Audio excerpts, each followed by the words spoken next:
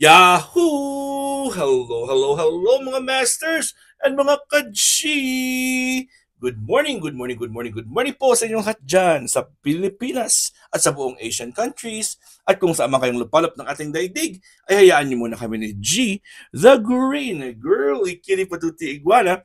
Nabatiin po kayo ng good morning, good noon, good afternoon, good evening at syempre good night na po sa mga ready ng matulog at welcome po sa ating second day ng ating discussion about why avocados are good for us or is a superfood called avocado. Ayun, so kahapon po ay pinakita na natin yung avocado na mga benefits po ng avocado, di ba? So at nag-slice din pa tayo ng avocado kahapon at nag-discuss tayo ng a few ng mga introduction about avocados. Ng avocado po ay tinatawag na alligator pear. Grabe no, hindi ko po alam na alligator pear pala yung tawag sa avocado na yan. You know, ang other term niya. And syempre, we all know, ang other term niya is butterfruit. Butterfruit and alligator pear. Okay? So, maganda yung kanyang mga benefits. Pero ngayon, isa-isahin po natin.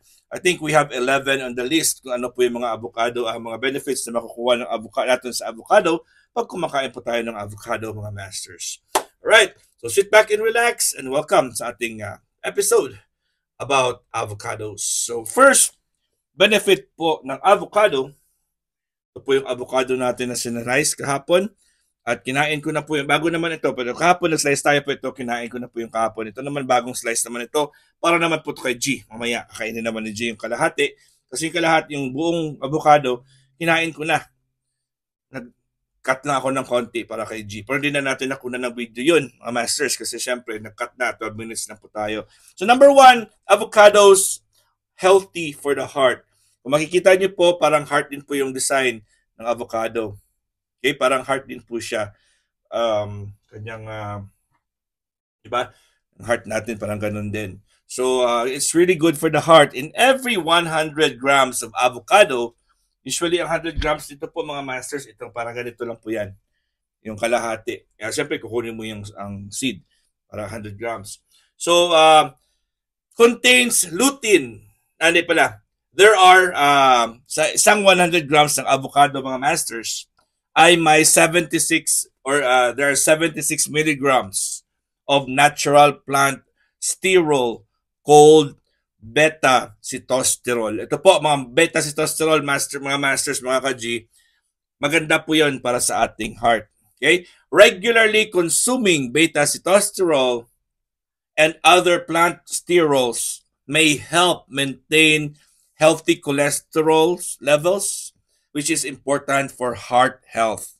Yung ating avocado mismo, mga masters, ay may beta-sitosterol po siya na component na maganda po siya sa pagpababa o pag-maintain ng healthy cholesterol levels. So, ang cholesterol, pag healthy ang cholesterol mo, healthy din ang function ng heart natin. Number 2, ito po mga masters, kung makikita niyo, ang korte ng ating avocado ay parang mata rin.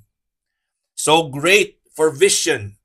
Maganda din po ang avocado sa ating vision. Avocados contain lutein. Ito yung lutein na sinabi ko kanina. Iba yung nabasa kong linya. Okay? It contains lutein and zeaxanthin. Zeaxanthin and lutein, 2 phytochemicals present in eye tissue. Ito mo yung itsura ng avocado natin, mga masters, ay parang mata. Di ba? Okay? So, tandaan natin yun. Parang heart, parang mata. Okay? They're good for those organs. So those lutein and the zeaxanthins are phytochemicals that are present in the eye tissue. Sa loob ng ating mata, present po yun sila.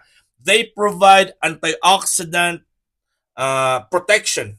So pinoprotect po nila ang antioxidants para hindi po siya madaling masira. To help minimize damage, including from the UV light.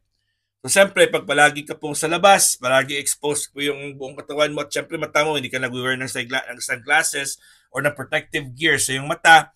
So, prone ka rin po sa tinatawag na damage sa ating UV due to the UV light. So, ito po ang avocado ay nagko-contain po ito siya ng tinatawag na lutein and zeaxanthin na pinoprotect niya po ang ating antioxidant sa buong katawan sa loob ng ating mata mismo at inaiwasan niya na masira po yung antioxidants para ma-protect din po yung ating mata. Okay? The monounsaturated fatty acids in avocados. Yung monounsaturated fatty acids po na matatagpuan po dito sa avocado, okay, also supports the absorption and other beneficial fat-soluble antioxidants. So, ina-absorb, tumutulong po siya para ma-absorb mismo ng ating katawan yung mga beneficial na mga fat-soluble antioxidants. Okay? Such as beta-carotene. Ang beta-carotene po is a fat-soluble antioxidant. As a result, adding avocado to the diet may help reduce the risk of developing age-related macular degeneration. So, hindi madaling masira yung mata natin. So, it also helps, of course, with our vision. As I said earlier, avocados also look like ice. Ito po yung ice, di ba? Parang mata din natin. Number 3, helps prevent osteoporosis. Ayun, tumutulong din po ang avocado para maiwasan po ang osteoporosis. Ayan, magbibigay na po tayo ng avocado sa ating G. Okay, so very good pa talaga. Kukunin ko na muna ito kasi dito natin nilalagay yung kanyang pagkain, mga masters. Ito natin ilalagay mamaya. Alright, so proceed po tayo sa ating lecture. Hayaan mo na yan si G. Okay, so helps prevent osteoporosis. Half of avocado provides approximately 18.0 of the daily value of vitamin K. So may 18% po ito na value ng daily value of vitamin K.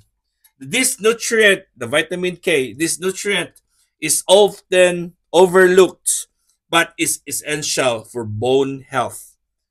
Okay? Maganda para sa bone health po ang nutrient na vitamin K, or vitamin K.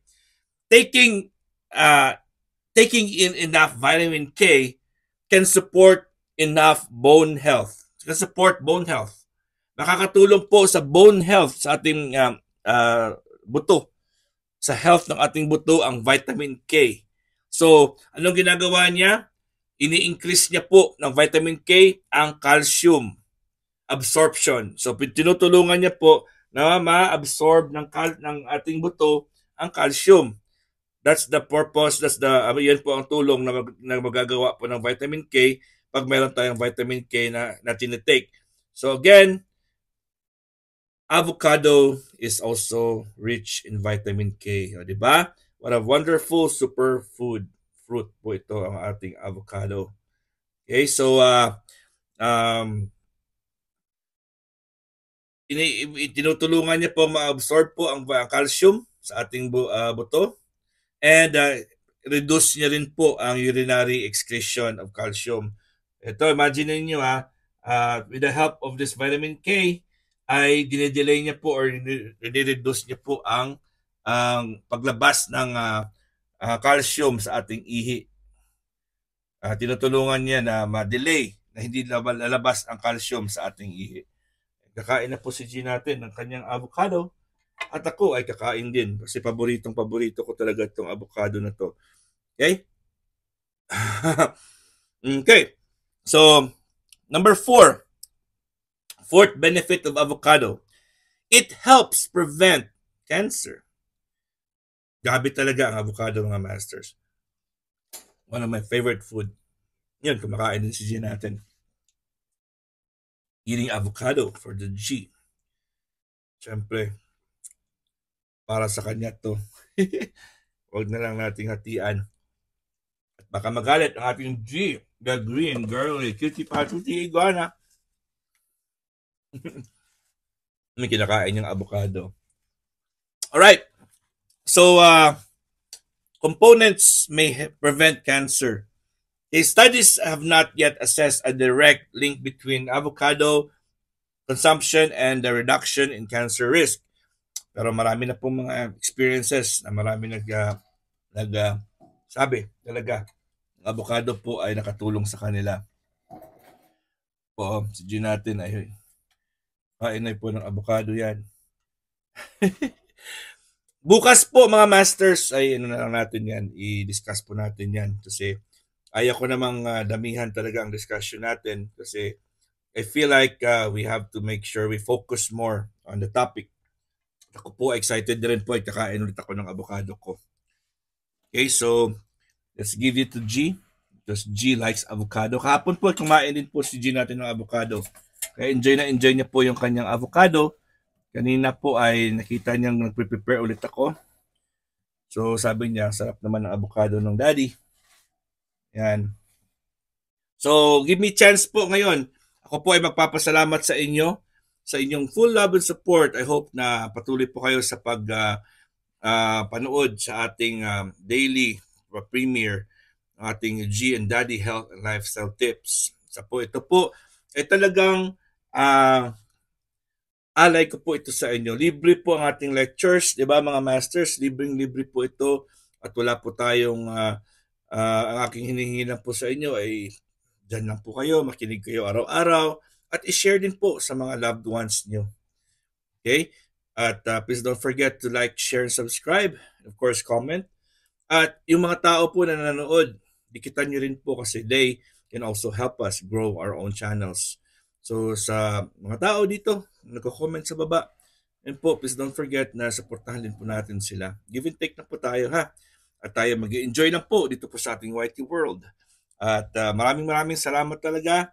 Bukas, kita-kits naman po tayo sa ating Premier Marathon sa Bahay Kulitan. Ngayon pong hapon na to, ngayon pong gabing na to, sa Team Puyaters naman tayo mag-support. Today is Wednesday and let's support the Team Puyaters as well. Bukas ang Bahay Kulitan naman. Right, so this is your one and only Master Worm. Maraming salamat. God is great. Yahoo!